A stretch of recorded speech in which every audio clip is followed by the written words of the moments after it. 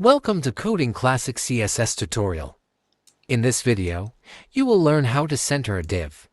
We have a lot of ways to center a div container, but we are going to use Flexbox. Using Flexbox is best way to center a div container. Let's begin.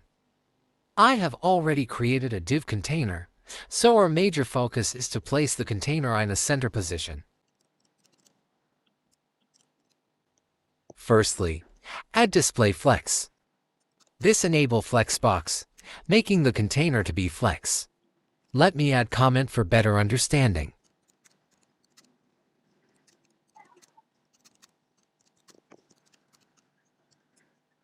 Add justify content to be center. This enable the container to be centered horizontally.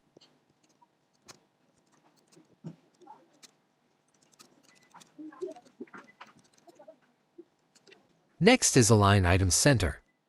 This CSS, align the items vertically. Finally, to center the div container, we will add height of 100 view height, which set the container height to 100% of the viewport height, and we are done.